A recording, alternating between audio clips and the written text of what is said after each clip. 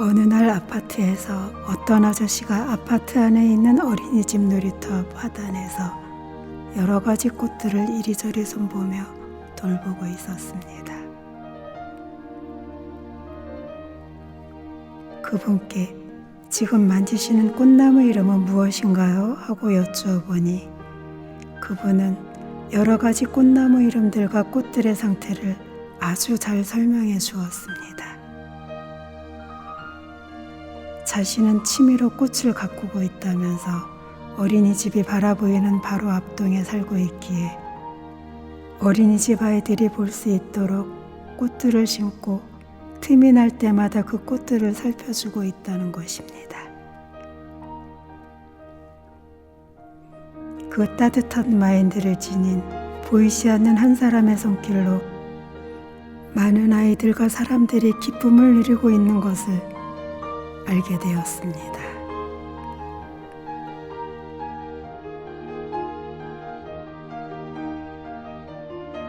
그 즈음에 아파트의 모든 사철나무들도 가지치기를 하고 있었습니다. 크레인 바스켓에 올라탄 그 기사분이 가지치기하는 모습을 아래에서 올려다보니 긴 손가위로 무성한 나뭇가지들을 대충대충 쳐내는 것 같은데 그 기사분의 손길이 지나가고 나면 이리저리 보아도 시원하게 바람 잘 통하고 햇빛 충분히 받을 수 있는 아주 아름답고 세련된 모습으로 변신하곤 하는 것입니다. 그 모습을 보면서 감탄하며 묻지 않을 수 없었습니다. 어쩌면 나뭇가지들을 이렇게 단번에 균형 있게 잘 쳐내시나요? 나뭇가지 치는 일만 10년 이상 해온 것이기 때문에 가능한 거죠. 그럼 대략 1만 시간은 하셨다는 것이겠네요. 그렇게 되나요? 10년이면 대략 1만 시간은 될 것이란 생각이 든 것입니다. 1만 시간이면 하루 10시간씩 투자하면 3년, 하루 6시간씩 투자하면 5년, 하루 3시간씩 투자하면 10년입니다. 1만 시간의 법칙이란 말은 누구나 한 번쯤은 들어봤을 것입니다. 말콤 글래드웰이 쓴 아웃라이어라는 책을 통해 대중에게 널리 알려진 1만 시간의 법칙은 미국 콜로라도 대학교의 심리학자 앤던스 에릭슨이 1993년에 발표한 논문에 실은 이론인데 우리는 무엇인가 습득하기 위해서는 1만 시간을 투자하면 안 되는 게 없다는 어떤 분야의 전문가가 되기 위해선 최소 1만 시간 정도의 훈련이 필요하다는 법칙입니다. 어느 한 분야에서 성공을 거두려면 최소한 1만 시간을 연습해야 한다는 것은 이제 상식이 되어버린 듯합니다.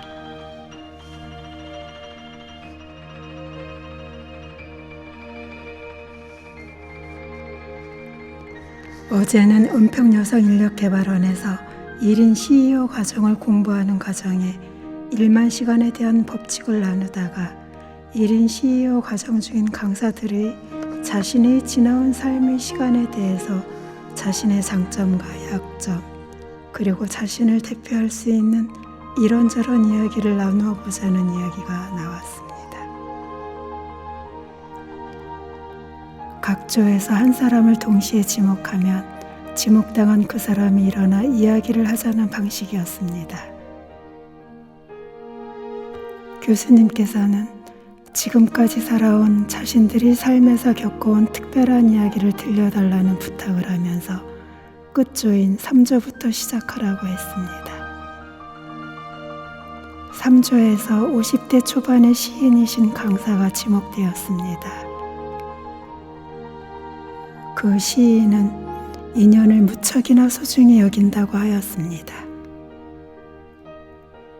자신은 자기와 한번 맺어진 인연들은 세세생생 같이 가고 싶으며 자신으로 인하여 타인이 아픔을 겪거나 좌절을 하지 않도록 상생하는 관계를 갖기 위해 늘 노력한다고 하면서 초등학교 때 특별한 기억을 안겨주신 은사님을 지금도 만나 뵙고 있으며 중고등학교 선생님과 대학교 교수님, 그리고 사회인이 되어 인문학 강의를 듣게 된 교수님까지 어떤 특별한 계기로 맺어지게 된 인연들은 기본 30년에서 10년까지 꾸준한 인간관계를 해가면서 그 속에서 삶의 충만함을 채워나가고 있다고 했습니다.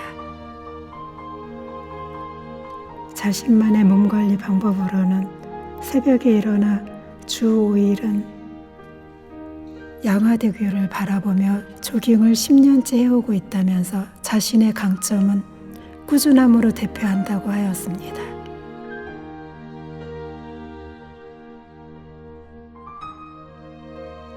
이 조에서는 30대 중반의 강사가 지목되었습니다. 그 강사는 아주 뛰어난 미모와 늘씬한 몸매까지 잘 갖추고 있는 분이었습니다. 그 강사는 결혼 전엔 일본과 한국을 연결하고 중개하는 무역회사에 근무하다 결혼 후 아기를 돌보기 위해 잠시 일을 접고 있다면서 아기를 낳고 나서 블로그 활동을 하면서 4년째 육아일지를 써오고 있다. 그 육아일지가 1,400편이 넘어가고 있으며 아기를 업고 지내는 시간이 아까워 그 시간엔 책을 읽었으며 그 읽은 책을 독후감을 써서 올리게 된 게 현재 350권을 넘어가고 있는데 자신의 그 블로그가 자기도 모르게 파워블로그가 되었고 하루에 접속 인원이 3,000명을 넘는다는 것입니다.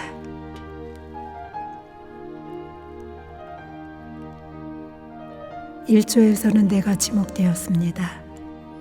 나는 아버지 국회의원 사선 출마와 연이은 4번의 낙선으로 어려워진 집으로 인하여 중학교 1학년까지밖에 못 다니게 된 학교였고 교복 입고 학교 다니는 친구가 부러워 부모님께 학교에 보내달라고 발버둥치며 울었던 이야기. 그 이후 온갖 어려움을 딛고 낮에는 공장을 다니고 밤에는 잠을 줄이고 주경야독하며 중졸검정고시, 고졸검정고시를 거쳐 대학교에 가선 장학금을 받으며 학교를 다녔고 결혼 후엔 상담복지대학원에 가서 올 A+를 받을 만큼 기쁘고 즐겁게 공부를 하였었다. 그런 노력 끝에 지금은 이곳에서 1인 CEO를 준비하며 현재는 가족치료 상담가로서 상담도 하고 있다라고 제 소개를 하였습니다. 우리 3명의 이야기가 끝나자 모두가 할 말을 잃었다는 듯이 잠시 침묵 속에 빠져들었습니다. 내 앞에 앉은 어떤 선생님은 나도 정말 열심히 살아왔는데 이야기들을 들어보니 될 게 아니네. 도대체 어떻게 더 열심히 살아야 하나? 가만히 독백을 합니다. 그리고 교수님은 우리의 살아온 이야기를 들으니 다리가 후들거리기까지 한다. 할 말을 잃어버리게 만든다. 라고 하였고 우리 발표자들은 뜨거운 박수를 받았습니다.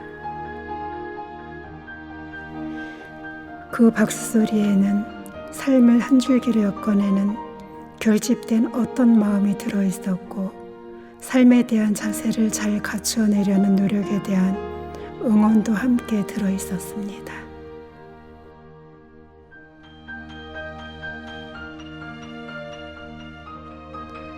어떤 강사님은 선생님, 나 선생님 이야기에 너무 몰입됐나 봐.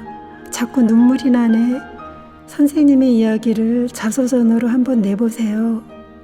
라고 말하면서 휴지를 꺼내어 눈가에 스며나오는 눈물을 자꾸 닦아내는 것이었습니다.